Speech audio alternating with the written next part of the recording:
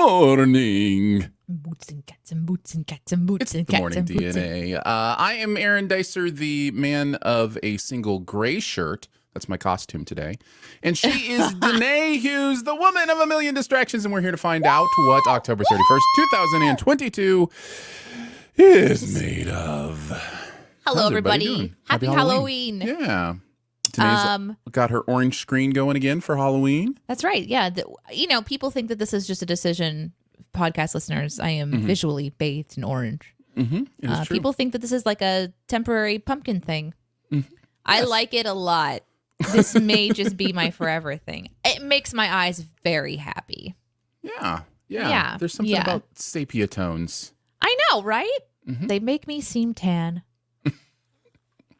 Let's see. Nick Jagged says, morning, I couldn't miss the Halloween episode. Shh, I'm at work. Hey, Nick's boss, he's not working. Look over here. Look over here. Today he's dressed as an employee about to be fired. Wait. No, not at all. No. Let's see. White Doc getting on with the boots and cats and boots and cats. I know, that was a good one. I really liked that one. How are you, Danae? How are you doing? Well, I just want to say I'm really thankful because I had 2 resubs. So Slenda and Aw, Slab. thank you. Thank you, guys. They've both been supporting my Twitch channel for 17 months. Isn't that wild? So that feels really special. Thank you. Lolly says the color contrast makes Aaron look cold. It makes me want to offer him a blanket. Well, I can assure you I am not cold. I was running a little late this morning because I got late started on my workout. So I'm coming straight from workout shower here, and I am like it is a little chilly in this room, but it's very good that it's a little chilly in this room. Otherwise, it would just be like sweat. So He pours congratulations. sweat. He used to ride his bike in from where he lived in a different city Country. to the radio station, and he'd get to the station and he would just be pouring sweat. It's true. He'd walk to the back. He would take a sink shower, I think is what you called them, a sink shower, and then come to the recording studio where we would do a live show. And by the end of like the first hour, he would be still just bathed in sweat. Yeah. It was very interesting to watch him like figure it all out. Like, you're sweating. He's pouring sweat over the board. We're taking live calls like, hey, everybody, it's the morning DNA. And how are you this morning, Aaron? And we're doing the whole show thing. And Aaron's just like, it's good. It's good news, bad news, right? Like the bad news is people find it disgusting, might short out the equipment, whatever the case may be. The good news is it means my heart's still working like overtime, which means I'm burning more calories. And, that's where the sweat is coming from, is because my heart is still elevated from the exercise. It doesn't just stop. So. It's not like it just goes, and then it just adjusts everything. Right, now. which is nice. That's why you do it. That's why exercise in the morning keeps my heart rate up for quite a bit of the morning. So that's why you do it, to keep your heart healthy. It is. No one wants that sound. No. I've had that sound. Yeah, you have. Before. It wasn't the sound it made. No, it was more like, right. I'm pretty sure that's what it was. I mean, Yes. we really don't know. Technically, we don't really know what sound it made because no one was actually inside the body when it happened. Correct. 8417 says, I think I did put sugar in my tea when I thought I didn't, so now I have double sugar. That happened to me last week. We were making tea. The first person went in and like put all the tea together, and the second person's job was to go in and add the water and a little bit of milk. That was, but there was not communication, so the second person, that was me, added more sugar, and boy, was it sweet. Yeah. But we got through it. It's a great way to wake up. Nick says, and Danae stuck with you through all that. True friendship. But what an interesting smell you've discovered. I don't know if did I have BO or was I just sweaty? You can be totally honest. You can be totally honest. It was just sweat. Yeah. Yeah. Yeah. I don't remember you smelling terribly from BO. I have had bad breath on occasion. Yes. Especially We when I'm on all when I'm on a high protein diet, especially the halitosis gets a little real. Yeah. Hello, Danae. Yes. Oh, halitosis. That is something that we all have from time to time, and some people suffer from for a lifetime. And you know what? I used to work with someone who had halitosis, and I didn't understand what it meant until I worked with that person. Yeah. And there's just some people have bad breath, guys. Yep. And you just do your best to not breathe when they're right there in front of your face. Lolly backs me up. Clean sweat is usually not smelly, especially well-hydrated person sweat. Yes, my sweat was definitely well-hydrated person sweat. So that is true. I like that we have all these like specific definitions happening of like what is it? Yes. It's important. It's fun being human. It's so fun being human. It is. It is fun being human, and we're excited to be humans with you today. So Yeah. we'll be You wanna doing show a dough? we're doing our regular show. Yes, but I wanted to show off, and podcast listeners, I'm just showing off my pumpkin shirt. Check out this pumpkin shirt. Hey, Derek, look at my pants. It's my Halloween outfit today. Got my little Halloween. That's a Here. desert pumpkin because it's got a cactus. Yep. Very nice. Very nice. Mm-hmm. I mean, you got to wear these pants on Halloween. Well, I am failing for then. Halloween, I'm just wearing jeans. I am the obsessed fan. That's what I am. That's what you're going as this Halloween. Exactly. Well, let's go with Clip that. our costume. Play it for your show, Derek. A baby deer has put shoes on for their Halloween costume, and we are going to shoe that dough. How's that sound? Sounds good. We'll do the DNA and you. We've got some stuff to talk about. Danae's got a D topic. I've got an A topic, and we'll get through as many U topics as you want to go through. So whatever you want to talk about, put it in the chat. We will get to it during the U section. We will highlight those for later. Danae, kick us off with the D topic on this Halloween. Well, I want to talk about Halloween. So Iris is very, very excited. Today she doesn't have school, so she's going to go to Nana's house and have fun with Nana. But of course she wanted to wear her costume, and she wants to wear it all day long. All day long. And my brain's like, this is probably a bad idea. But then I'm like, well, when else do you get to do this? But when you're a kid, Right. Or you work from home and no one knows that you wear costumes all the time. I actually have a full body penguin onesie that I could wear. Yeah, you should have could. worn that today. Yeah. You know what? I still have another show that I'm doing today. Maybe I should wear my penguin onesie. I have special. a My Little Pony onesie that I could wear. You do. Why didn't we coordinate? I mean, actually, I don't. I was planning on getting a onesie, but I actually ended up just getting like costume stuff. I don't know if you remember. Anyways, I do remember that. I do have, podcast I do have a pony, listener, pony costume. Yes. A podcast listener, just pretend that we are dressed as that right now. Because yes, you have the theater of the mind. But anyhow, I thought, do you have any favorite Halloween stories from your childhood? Because that's what I'm doing right now. I'm living like life vicariously through Iris, experiencing, everything kind of for the first times ish. She's still in that very exciting phase. And I was thinking back to my favorites when I was a kid and recalling a time that I went to, there was this big event. I think it was a church event. And when I was browsing around at my grandmother's house, I found a leopard costume that somebody had sewn with like leopard fabric or something. And I was still small enough to fit in it. And so I was able to borrow this old, like 1950s weird sort of like leopard costume that had like this ridiculous tail and this weird hooded head and go to this church party. And this church party was interesting. So they had like a big gymnasium where everybody could gather together for like an evening. I'm sure it was like parents, you get the night off, drop your kid off kind of an event. And then they had a haunted house where you could kind of go into a dark room with like spooky lights and put your hand into the dish. And they had peeled all these grapes and they felt like eyeballs. It was like touch the eyeballs was kind of a thing. Like now I'm just thinking about how many germs are in them. But at the time, it was just this fear factor of putting your hand into a box that you don't know what it is and then touching something you didn't know what it was going to feel like.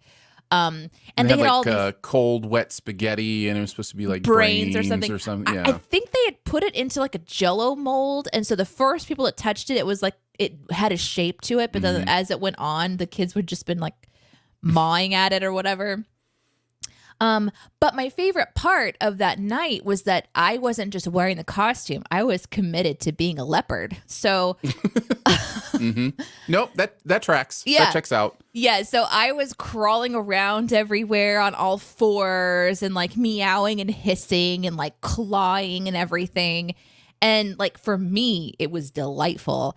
I was confused about people's reaction to it at the time, and of course, second guessing a little bit. You know, like when you're a kid and you're fully your wild self, you lack that thing where you fill in the blanks of what the other person is thinking, because you're just like in your own world. And then as you grow up, you sort of like develop this understanding that there are appropriate times for certain things, but Halloween is that time to act like a leopard. However, when they're asking you to go to the bathroom for a bathroom break and you're just like gnawing on their leg or whatever. I thought you were going to say you just lift your leg and be on the couch. It's like, you may have taken it too far. A little too committed. I just love the freedom of this memory. I remember feeling so like I was having such a good time. I was feeling so carefree.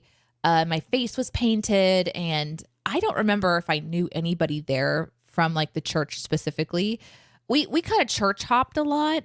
And so it's not like I had consistent friends. It was sort of like you were safe in the church bubbles, you know, in as much as you can consider church bubbles safe. Like, you know, so it's like I didn't know anybody there. I didn't run around with my friends. I was just little lonely Danae, but as a leopard. And it was a lot. It was the most fun I had in Halloween until I was a teenager. And that was just because I was being a butt. So it's a different story. Yeah, that's a different Danae. Teenagers wearing costumes and running house to house is just you realize that there's a supply of free candy. And if you just wear overalls, you can say that you're a hippie, or you can say that you're a farmer and just get free candy. And that's what I did. I wasn't smashing pumpkins. We all have a version in our minds of what crazy Danae was like a teenager. I wasn't being. You weren't Vandal. I wasn't Danae. Vandal Danae. Yeah. Got it. Yeah. Let's see. Polly says this was the first year the kids carved pumpkins completely on their own. Oh, that's Congratulations, cool. Polly. That's a lot of fun, giving your children knives and seeing what happens. Let's see. It is. It is. Nick said, my oldest said she was going to carve her own pumpkin, but then didn't want to. Also, she chose the hardest pattern I've ever done, Super Mario. Oh, no. So. But Nice. also cool. Nice. Lolly says, my mom made me a Princess Leia white dress for a starters party, and I wore that thing for every costume event until I got too tall for it. I loved that dress. That's amazing. That's fun. Heck yeah. What is a starters party? Well, Ian can tell us that. He's in the chat.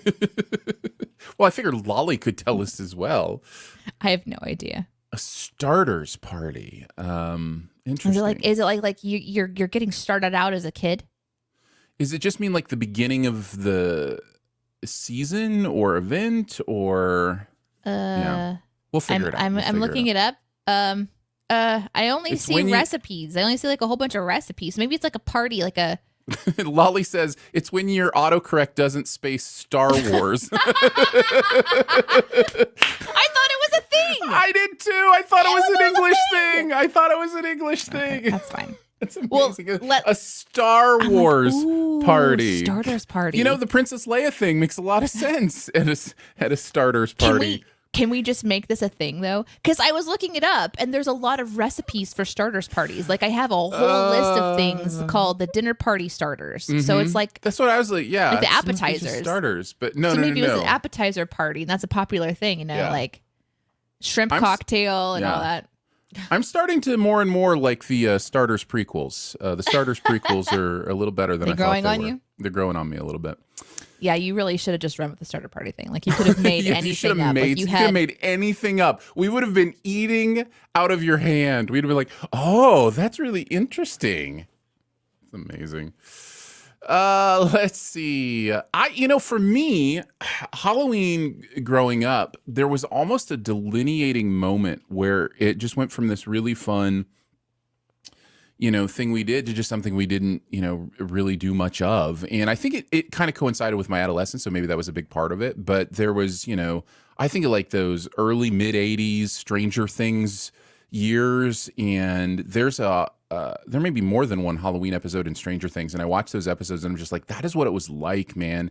We all had these costumes, and just the neighborhood was just packed with just children just walking to every house getting candy. And your neighborhood's kind of still like that, Danae? Like, Yeah, you so have one of those neighborhoods, but tonight's gonna we be don't. wacky. If we left our light on, which we usually don't, just because we don't prep for Halloween, We don't because we don't have candy. yeah, basically. Like but if all night long, you're opening the door, just going trick, and then you're closing the door. it's like, you may have misunderstood. You have a but- choice. It's trick or treat. This is trick, and then you just close the door, and all the children just cry leaving your house. But even if we left the light on, we wouldn't get. We did that like the first year I think we were in this house, and hardly anybody showed up, and that's just kind of been our experience. And it may just be the homes we're in, so it's kind of more sporadic now. But man, I remember growing up, and I remember a year where I wore a mummy costume. Which, let's be very clear, it was just toilet paper wrapped Sweet. around my body, Of course. and by the end of of the evening. It was like I had just visited the restroom and had a piece of toilet paper stuck to my foot. Like that was all that was left Amazing. by the end of that Halloween. But yeah, lots of fun stuff. JCD says it's probably a bad thing that the only Halloween memory that I have is the time we discovered my brother was allergic to birds.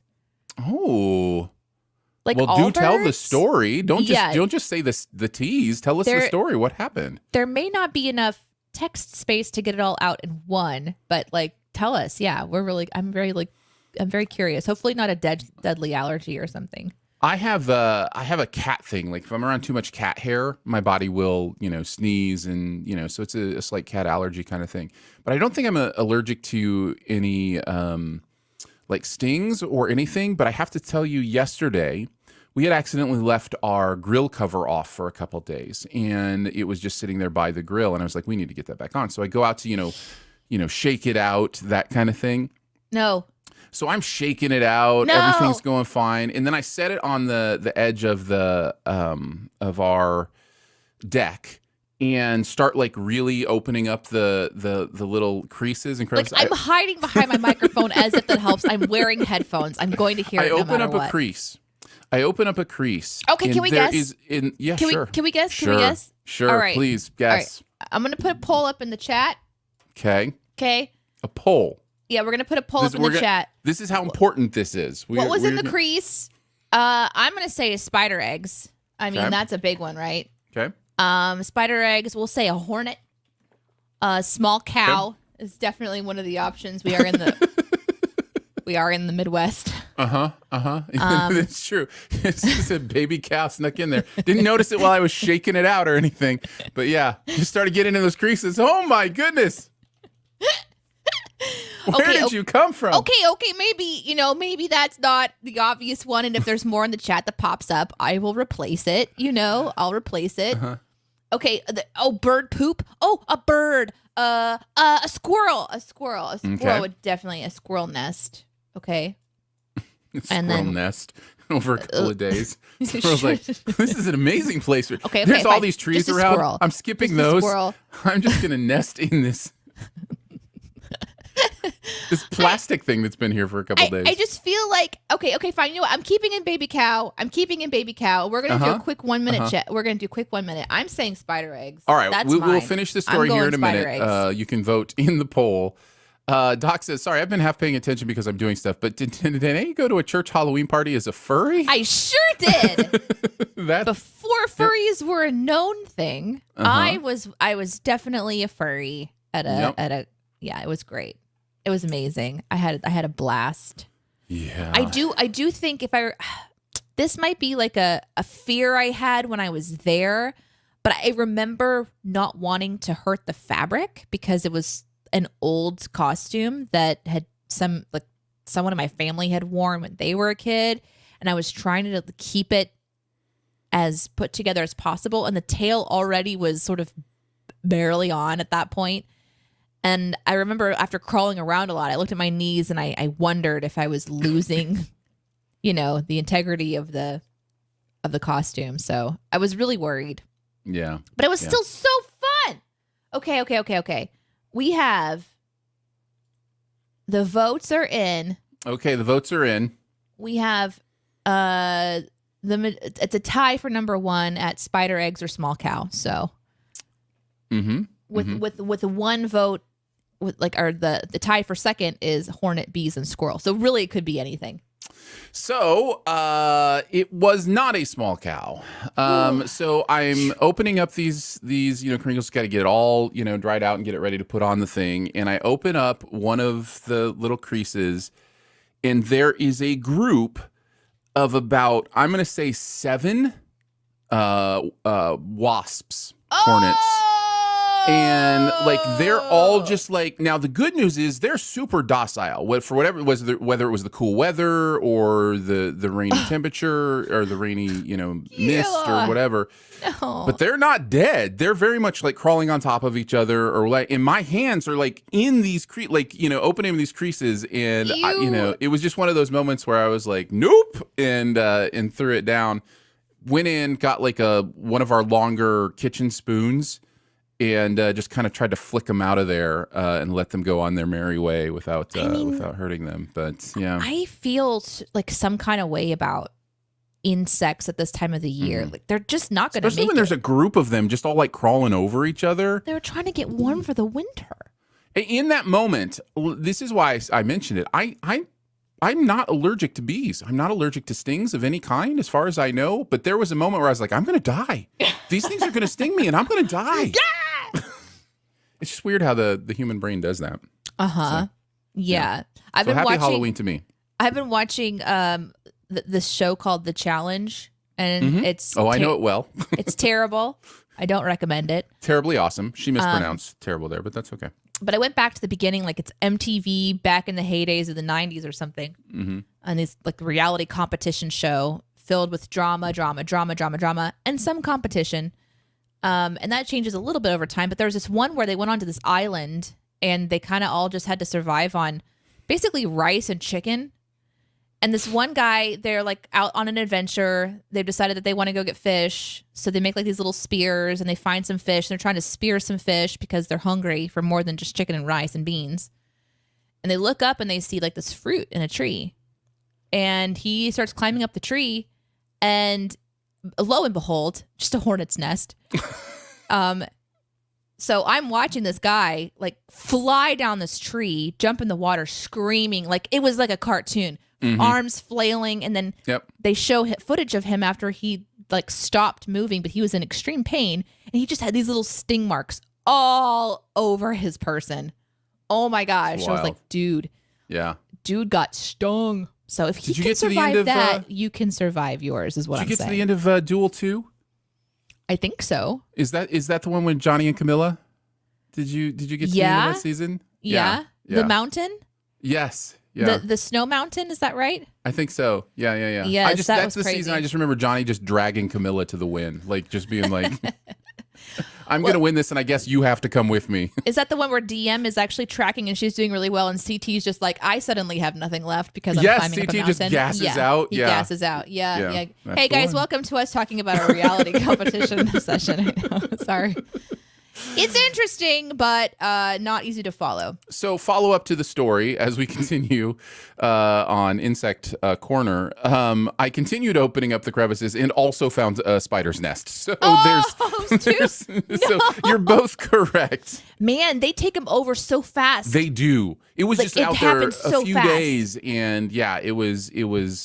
That spider was not happy that I demolished that nest. They have to survive the winter. Okay, here's a follow-up on the bird chat. This is from JCD, who says, I vaguely remember that we visited someone's house who had birds. And that sometime later, his face swelled up. For him, it was easily his worst birthday ever. His birthday is on Halloween, which is today. Happy birthday to your brother. I know a couple people whose birthday it is today. Wow. Yeah, I'm sorry about that. I mean, how often do you find out that you have a bird allergy? Like, how many people have birds as pets? Yeah. We did, my sister had a bird for a while when we were growing up. Happy birthday. I definitely saw a video, I think it was on Twitter, of this bird that was mimicking human language and then also R2-D2, and it blew my mind. And for the first time, I thought, I need a bird. Was it like a starling? I don't remember. There's a type of bird that can imitate like it was insane. Anything. It like was it's insane. Yeah. It was. I mean, it's really, really cool. They just must have the most amazing vocal cords. Yeah, it's pretty awesome. I know. Animals are cool. I mean, are they animals? They're birdimals. Are birds animals? Did you just ask if birds are animals? Yeah. Here's why. Because recently No, I called... Danae, they're plants. Yeah, they're insects. They're insects. Here's why. I have been doing this thing where I've been doubting everything I know. Yeah, no, I've been there. Yes. It's not fun. a bad thing to do, actually. It's fun. Because It's sometimes fun. we think we know things and we don't. I'm all like I'm typing out a thing for work, and I'm like blah blah blah blah blah, this insect blah blah blah blah blah, and I read it again and it's been changed to arachnid, and I'm like, okay, fine, yeah, I know nothing anymore. I don't know if hornet. I don't know where hornet's category is. Is it a mammal? We don't know anymore.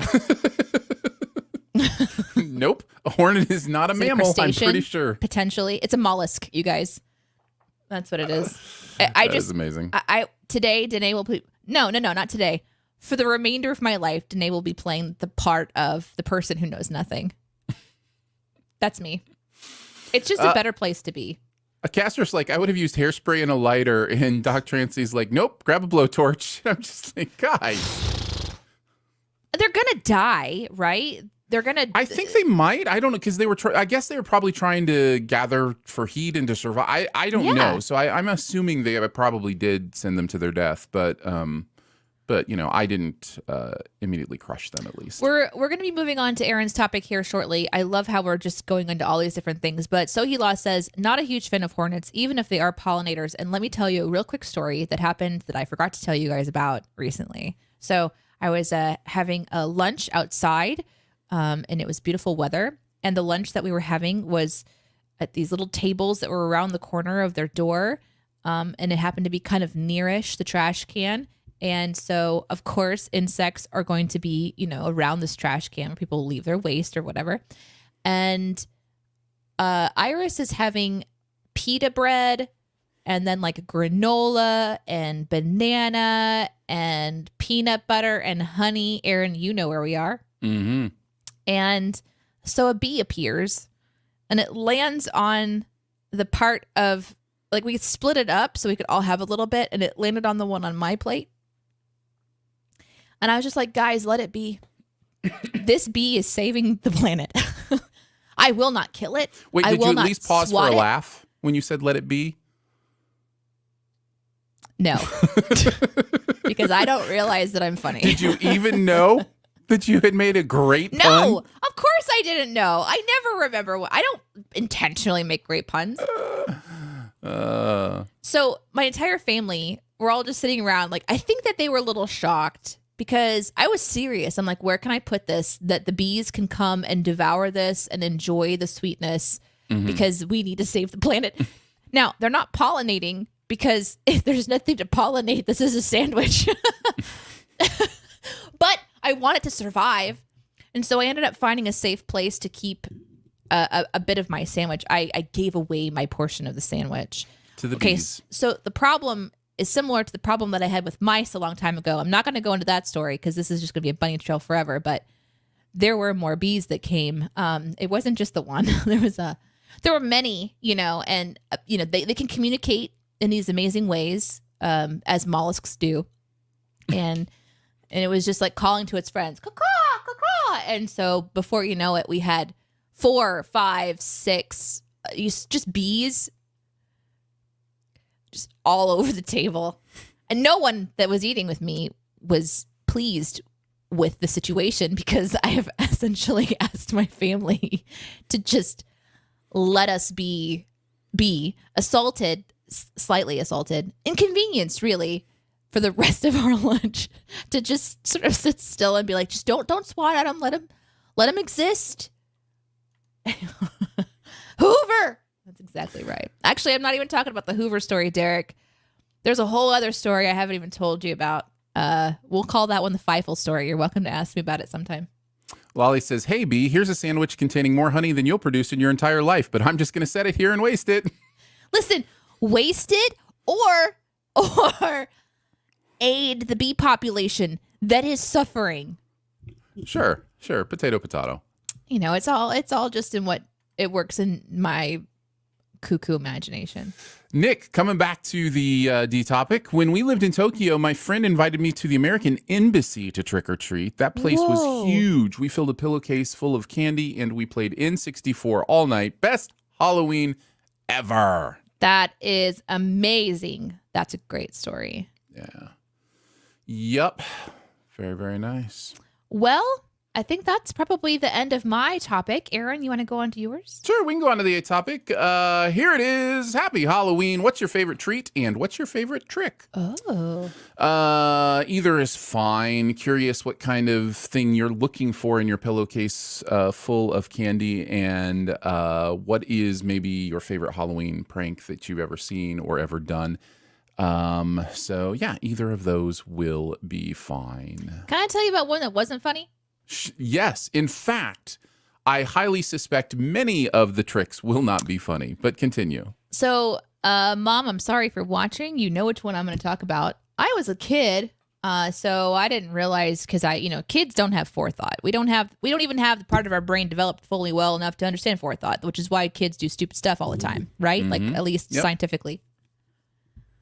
We're pulling up to my grandmother's house, and my mother decides to play a trick-or-treat prank on my grandmother and tell my grandma that our cat is dead. And that was a terrible idea. That's it. That's the story. It really does bring home just how silly it is that we just, like, lying is hilarious. Like, you know what's really funny? You're just going to lie to somebody. Oh, you know what? It probably was April Fool's Day. That's probably what it was. That seems like an April Fool's thing as opposed to a Again, Halloween I was thing, a kid. but still. But it's the trick thing, right? Yeah, so I'm going to go with that one. I'm going to go with that one. Hey, guess what? My cat's dead. My cat died. It's an experiment in being able to lie.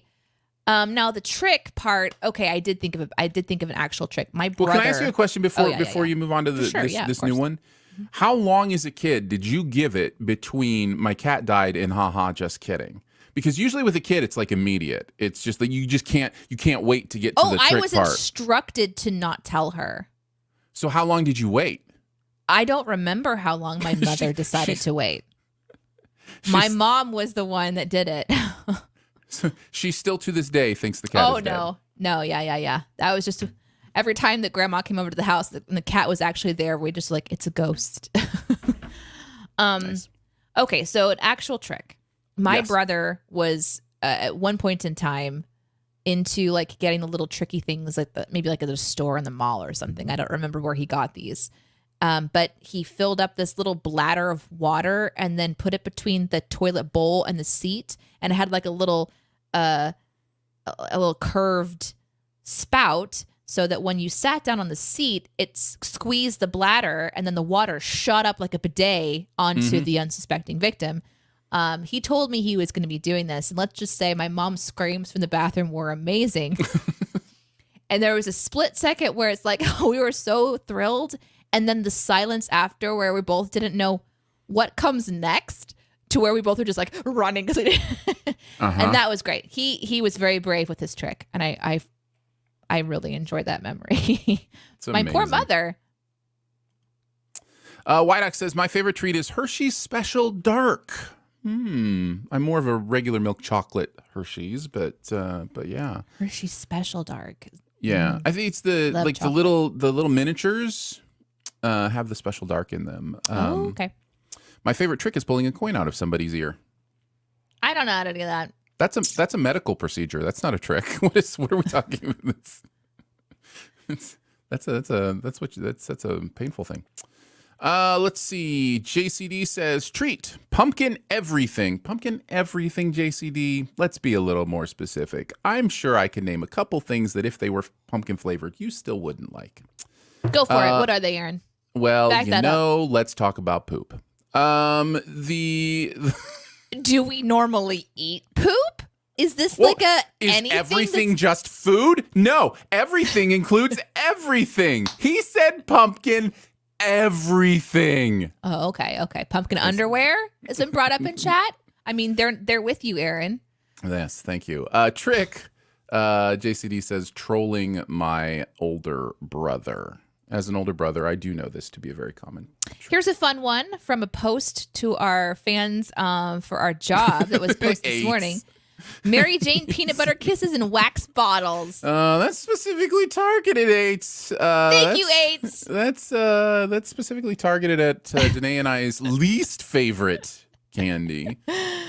Oh, why are they putting something liquid into wax, which we're not supposed to eat? And they're like, bite the top off of it, and then you can just consume it, and it's it's fine. It's fine. Technically, yes, it's fine, but we're told not to eat wax, right? Like then not it's like, on well, Halloween, when does it man. stop? They had when I was growing up, we used to get wax lips. Like wax lips used to come on Halloween, and you're supposed to chew them. Yeah, you're supposed to chew them. Mm-hmm. It's weird. Weird thing. Weird. My favorite trick, says Castrov, is putting ketchup packets between the toilet seats and the bowl. But that's more of an April Fool's thing. I mean, we count it. Does it squirt onto the person, or is it just more like when they turn around and look at the bowl, they're like concerned for their health? It would be a really fun trick, and by fun I mean horrible. If you fed someone beets and you didn't tell them, and then they peed and they thought that they were like, or they pooped and they're like, I have a medical problem. That's reserve that one for your closest friends. Can we get back to the part where you're force feeding them beets without their knowledge? Like I was like, put it into the casserole. It'd be hilarious. Force feeding someone beets.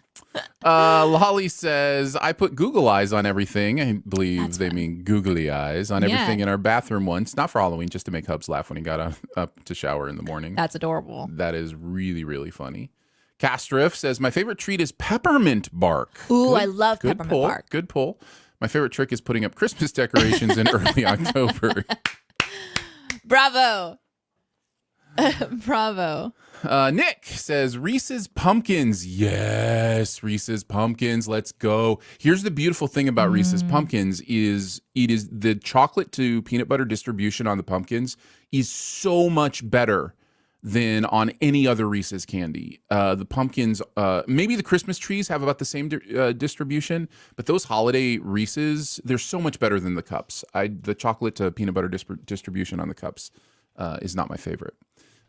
Even though I love Reese's peanut butter Aaron stuff. has thought about this a lot. I have. Speaking of being spread evenly, Castriff adds that you can get a decent amount of spread if the person sits down hard enough about the ketchup. So, yeah. Good. Yeah.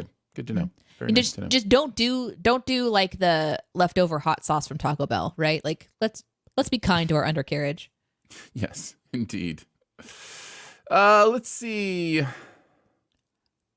Y-Doc says, I'm ticked they don't make pumpkin spice Hershey Kisses anymore. Was that ever really a thing? Sure, of course. Okay. Of course. Just like the starter parties in the UK, Mm-hmm. Let's see. What else do we got here? Oh, Nick says, I always enjoy the trick where a person dresses in costume and sits on the porch pretending to be fake. So when the kids come for the candy, they jump and scare the kids. This happened. This is terrible. There it's used terrible. To be there it's used also to be hilarious. a walkthrough at the local zoo, and there was, I think, like it's a snake house, and you have this like little circular path that you can go on. And they turned the snake house or something into like this haunted area. And they did this.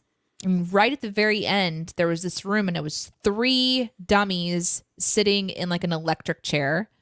And then the electric chair would pulse and the strobe light would strobe and they would, they wouldn't shake or anything, but one of them did, turns out, right? Because he was real. And so you'd walk through and watch it. And as you turn to kind of leave the room, he would stand up and then come and stand in line behind you and not say anything. And so then you turn around and there's this guy there. Oh, gosh. Oh, the people that nearly lost their lives from me flailing and no, you don't want to do this to Danae. Get away from me. One of the local theaters that I go to, that I frequent, has a life-size Michael Myers like just standing in the hallway. And every time I walk by it, I swear it's probably somebody in a my brain thinks it's somebody in a costume and they're going to jump out at me. Like it's so interesting how we, contextualize that stuff. Blech. But when they're actually, when it really is. There was this one time I was actually hired to do this for like a clothing store at the mall. They had this event where they had like 30 people and then they assigned them at different places throughout the mall. And in the window display, you would go in, you would put on clothes from that space, and then you would go into the window and you would stand still like a mannequin. And that was a lot of fun. It's fun when you're the mannequin. It's fun. It's not fun otherwise. The kids stop and they're like, I think it's real. I think it's real. And then like they turn and then like you move so that the other kid sees it. They're like, she is real. And then they turn back around and you're back in the same position. It was delightful. As somebody who watched Mannequin Young, I was like living a dream. Nice. Yeah. Boo at the Zoo is huge here. Boo at the Zoo. That's interesting. That's fun. Yeah. Yeah, there's a lot of fun things that you can go through. Like I do like that trick. That's a good trick. Oh, well, there you go. I think we're ready for some you questions, Danae. Let's finish off with anything that you want to ask us. Here are some of the categories. Are you curious about our thoughts on a particular topic? Do you have an argument that you would like us to weigh in on? Is there something in the news that you're curious what we think about? Do you want to just hear Danae make noises for the next 15 minutes? Any of these things... That's going to happen. It's going to happen. You can anyway. Put it with, if you put a U at the front of it, it'll help us see it easier, but you don't necessarily have to. So let's kick it off. Lolly says, you question, how is it November tomorrow and where did 2022 go? Welcome to aging. It's crazy. This month has gone by so fast. Every year it gets crazier. Let me tell you as an old man, that as you age, it is insane how that pace keeps going up. Now, I've talked about the psychological reasons for this before, which are that the length of a day and the length of a year is literally a shorter amount of your life every single year. So it literally feels faster. It is not a trick. It's an actual thing. A year is shorter for you every year you experience. And let me tell you, when you get up there to my age, they go fast. So I'm wondering where 2019 went. But that was pandemic's fault. Yes, that is true. There were extenuating circumstances. Yeah, exactly. Yeah. Here's one from Castro. How excited are you for Christmas? I don't know. Christmas is a weird one for me. But I did purchase a few toys for Iris the other day that I intend on not giving to her. Now, I intend on not giving them to her is very difficult for me because I was raised to always give things. Like you find them at the store and you think, oh, I can put this aside for later. And then you don't. You just like, you get so excited to see them enjoy it that you give it to them right away. So I've put them up on a shelf pretty high. In order for me to reach it, it's going to require a step stool. So that's good. My concern now is remembering that it's there at all. So yeah, I'm excited. I'm excited to see if I can manage to do what, I think a lot of adults do pretty well. So, this is an opportunity for growth for me. And I'm excited for it. I get excited for Christmas for really mainly the chance to see people I love more, if that makes sense. Like, family and friends, and there's always get-togethers and, fun times and laughs and playing cards and, yeah, that's nice. The gift giving is not something that's ever been all that important to me. It's not like high on my list of how I show love or how I feel loved. So it is, my children are unfortunate in that way. But for us, it is a time to be like together and laughing and eating food and that kind of stuff. So that's what I look forward to. Here's what I'm not looking forward to. So October went by like this. November is going to go by like this for me too, because I'm traveling a lot in November.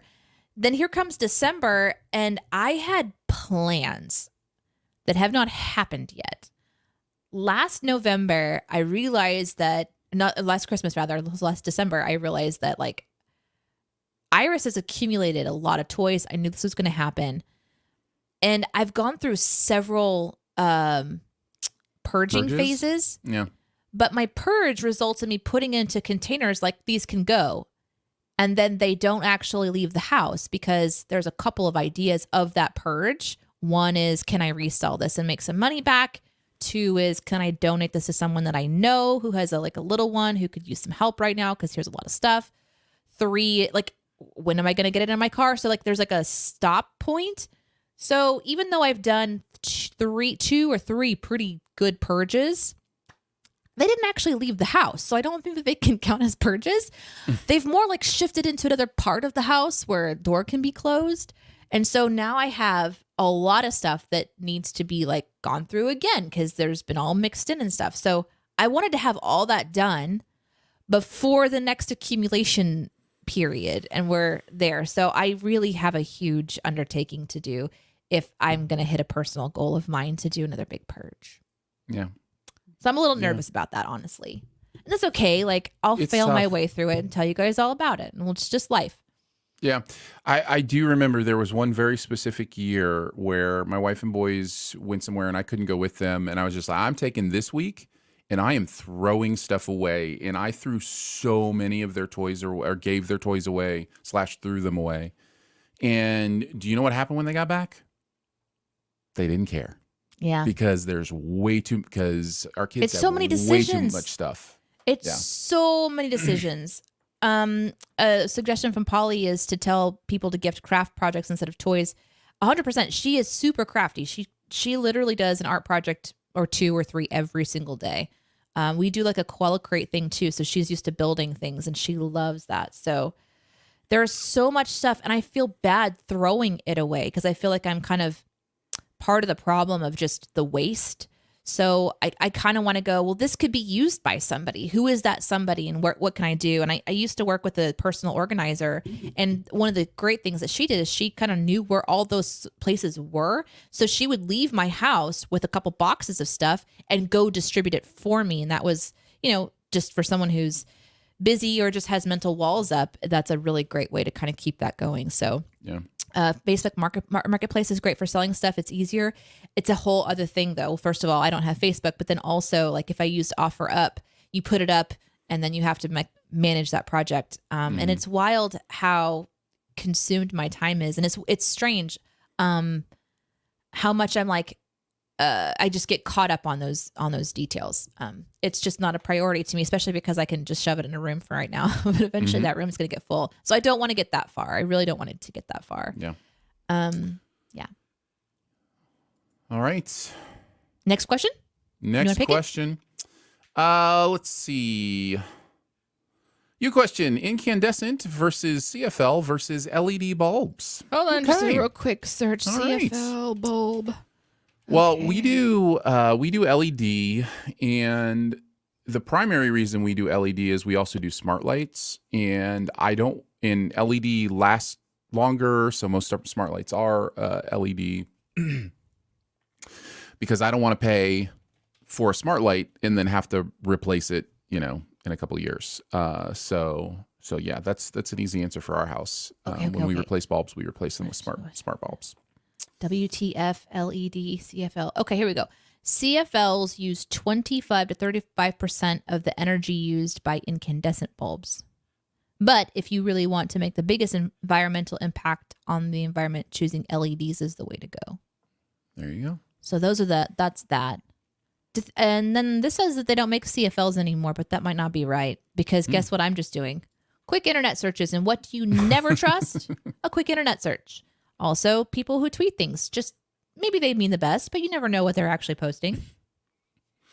Mm-hmm. Do your research. Twitter has a new owner. You want to talk about that? Do your research. Nope. No, because it's just like, God, this is the one place I go to besides Discord. But you know what? Life without social media is really interesting. I had a quick chat with somebody recently who was, I can't remember what it was about. Oh, it was my my vet. I have a traveling vet, so they come to my house, which is really, really helpful.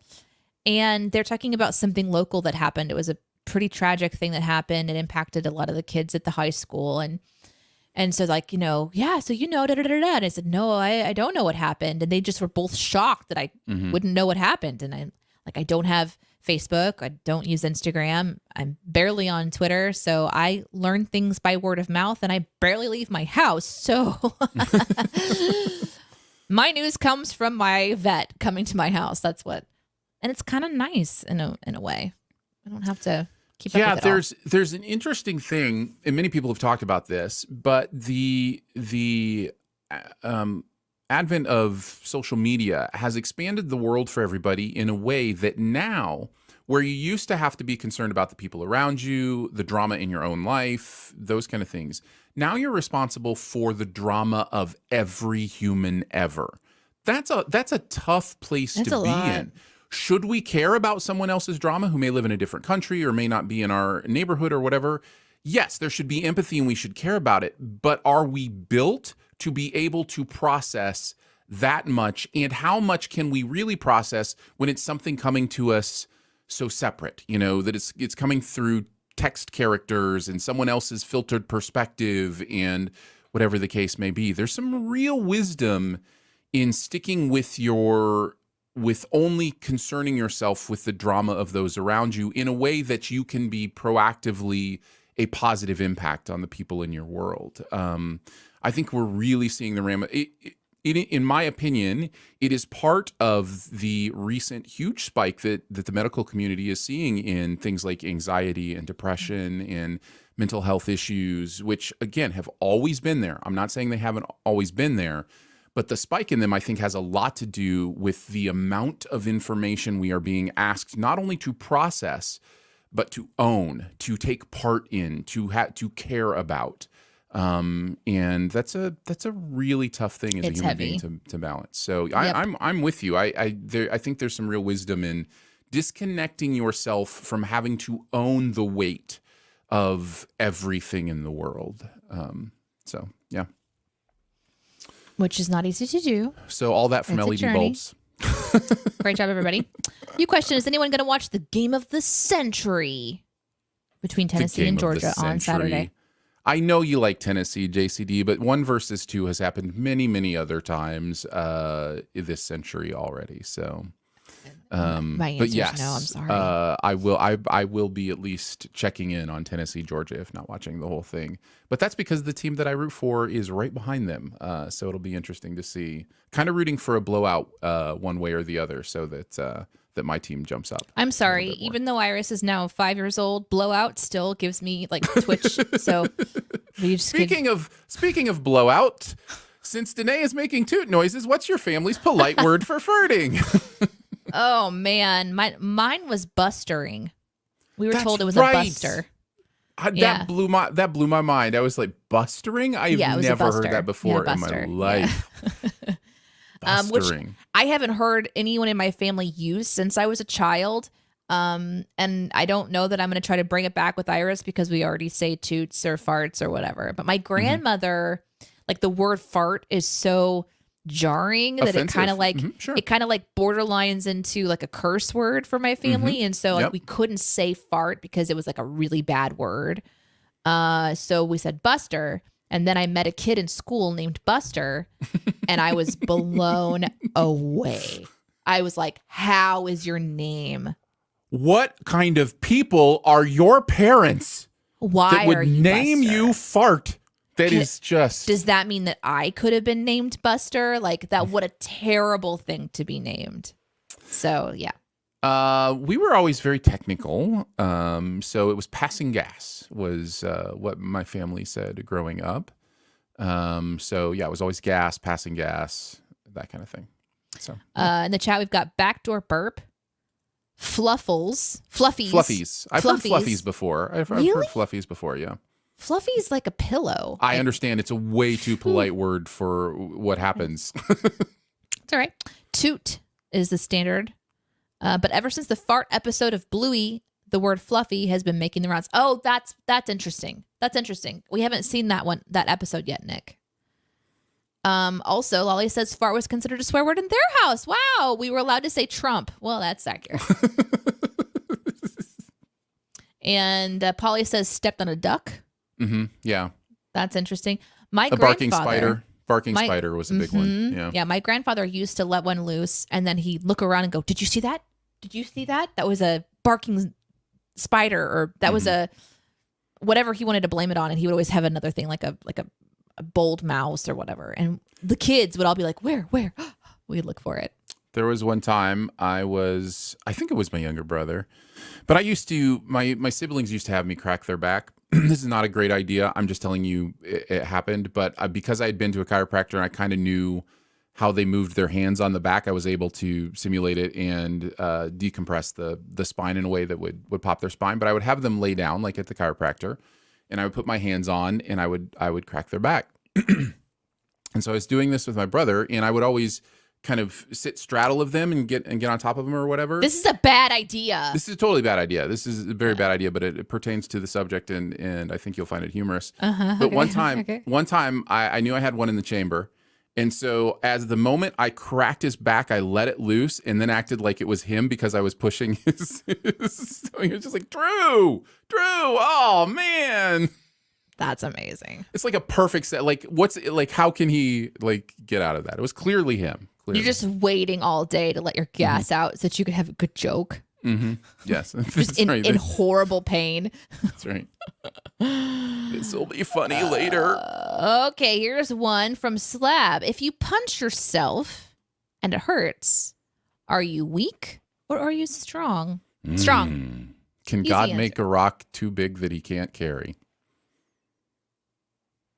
No. I don't know. That's what this question reminds me of. I'm just I don't think so. If you punch yourself and it hurts, are you weak or are you strong? Chris says, neither weak nor strong. You're dumb. Fair. I'm very confused at this question. How can you punch yourself and it not hurt?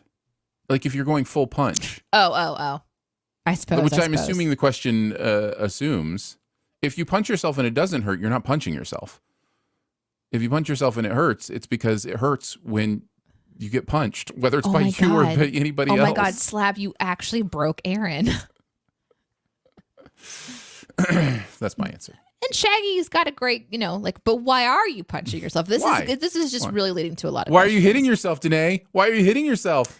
Tyler Volk says, any fun mice in the house stories? Just watched my cat and the dog try to eat it and had to pull it from his mouth. Ew, gross. It then moved in my hand. Oh, God. Thanks, you're amazing. Ooh, Tyler. My God. Okay, well, I do have a lot of mice stories. Yeah. Some of them are short, some of them are long. I'm going to do the short version since we're here at the end of the show. And the short version of the story is just don't feed the mice in your house. That's my short story. Unless the food you're giving them leads to their eventual removal or demise. I may or may not have been responsible for the very fat mouse that we found dead later. You just don't know these things until maybe, there's a possibility, guys, that, at the end of our lives, we recap it all. We see it from the truth perspective. And that's when we might know if that fat mouse that was stuck in the grates underneath, stuck in the grates, that the heating vent that heated our old house that was just beside the smell that was coming from we don't know if that fat mouse that was stuck in the grate, the heating grate, was my fault. We don't know that until of course not. Maybe someone later, so could be anything. We don't know. You don't know. We don't know. I have no idea. Next question. We've had mice in the house. God. I don't have any great stories other than I do remember we lived in a home once where a smell just started, like the death smell, you know what it is? And it's just like something has died somewhere and we could not find it. Have you checked the grate? Have you checked the vents? No. Okay. We just assumed maybe it was downstairs, like we had like what's called a Michigan basement, which isn't like a full basement. It's like a half basement kind of thing. And we thought maybe it was down there. Anyways, it eventually went away. And then, I don't know, 6 months later, we're like, hey, let's do some rearranging of furniture in this room. And we moved one of the bookcases, and it was a perfectly preserved like mouse a mummified skeleton. mouse. No, it was just the Oh, skeleton. skeleton? It's just just completely like somehow had decomposed completely. Holy we all crap. survived it. That was there for a long time. Yes. Gross. Was I mean, there like I a should do some was the floor like discolored underneath it where like honestly, Danae, I'm just gonna say we didn't spend a lot of time looking at it. So I don't know. Oh God. Let's move on. Let's move on. Let's Yep. move on. Oh God. Okay. How do you juggling multiple YouTube channels, and what is the hardest part? How do you handle it maybe? Okay, so it is interesting because when you are when you have that bug like we do to create content to, have fun conversations or whatever, you always have, Danae and I have talked about this a lot. You have ideas all the time of what could be a fun show, what could be a fun podcast. I have 4 podcast ideas that I think are great just sitting in a folder that maybe their time will come. Maybe it won't. I don't. URLs that we have kept paying for for 10 years because they're great ideas. Yes. Yeah. So those are the demons of being somebody whose brain works like that, right? Yeah, we're very creative. But also it does result in several outlets oftentimes. Like we have Shoe the Dough here, the DNA aspect of things, the Studio DNA podcast network side of things, the CinemaSin side of things, which is our full-time, job. So to be able to do those things along with, for me, the Sif Pop side of things, Danae has had D&D side of things, there's all these things that we do decide to do. To juggle them, and again, we've had this conversation many times, is a painful process because sometimes you leave things at the side of the road and you just have to go, okay, maybe I'll be back down this path later and I'll pick it up and that's okay, but it's painful. It is painful, especially when you realize so as an individual or as a pair, whatever projects you only have so much time in the day to manage 1 really well, maybe 2 really well. And then as you spread out and your time and your attention is moved to different projects, they don't get all of your attention. They don't get all of your time. They get a little bit more. And so my hope has always been to eventually get to a place where I can bring on other people to help bring some of these great ideas to life and direct them and kind of go, okay, here's the idea for this one. Let me just get you lined out and be able to get my fingers in the pot and then just go. And maybe it's not my idea for me. Maybe it's something for my team. And so that's where it's been really fun. I think we're very lucky to have a creative team, not just Aaron and I here, on the morningDNA side of things with the stuff that we've been producing for 10 years just as a duo, but also for the projects that we both work on full time. Because there are other people that are involved, specifically on the CinemaSin side of team. We have a CinemaSin's side of things. We have an entire team or 2 that we get to work with. And so the short answer is it's very hard because you don't get to give it all. But it's also exciting because there are more people. We wouldn't be able to do all this if it was just us. There's no way we would be able to do it all. Yeah. So yeah. It's also one of those things where you're just thankful for people in your life who put up with you too, because I know as somebody who does this, my wife will often say, yes, you simplify your life and you get rid of things, but then you immediately fill it back up with something else. Yeah. It's just what I do. I want to be producing. I want to be creating. And so thank you, to those in my life who have the patience for me, always seemingly working on something. And Aaron points out something really important. Sometimes you do have to leave things behind that you just are ready to move past. So Lolly mentions here, if y'all don't follow Aaron yet, I highly recommend Sif Pop. Very fun movie show. Thanks, Lolly. I used to be on Sif Pop. And that was one of the projects that I had to put down because I wanted to give time to other things.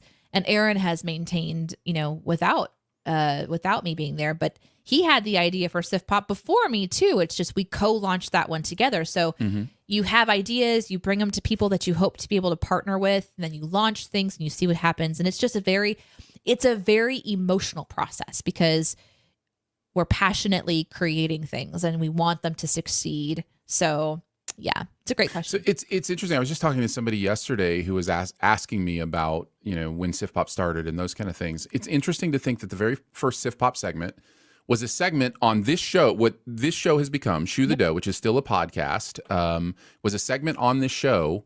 And the very first people talking about Avengers 2012, I believe, was the very first movie talked about on Sif Pop, was myself, Danae, and Jeremy Scott. Before CinemaSins even existed. That's just, and it's kind of mind blowing to think, that here 10 years later, we're all still working together in a very different in a unique way, in some the same ways, but also in different ways. Like, And yeah. I think I still have an original drawing.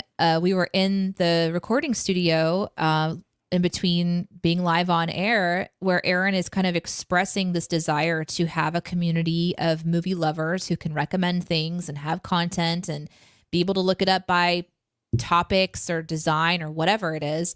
And he's describing it to me, and I was drawing the logo for it. And I still have that drawing where it's like, and he wanted to call it Sif Pop, like sifting through pop culture. And that was a great idea. And we tried that segment out on Shoe the Dough, where we've tried out many segments like Peruse the News and New Music Digest that for a while became their own podcast. And it's just like you just try new things. And the trick of it is managing your time, because you only have a little bit of it. So Yeah, especially when you're like raising kids and trying which to do I life wasn't stuff doing and, at first. Now Right. I am. So it's like, Yeah. oh my gosh, I don't have any time.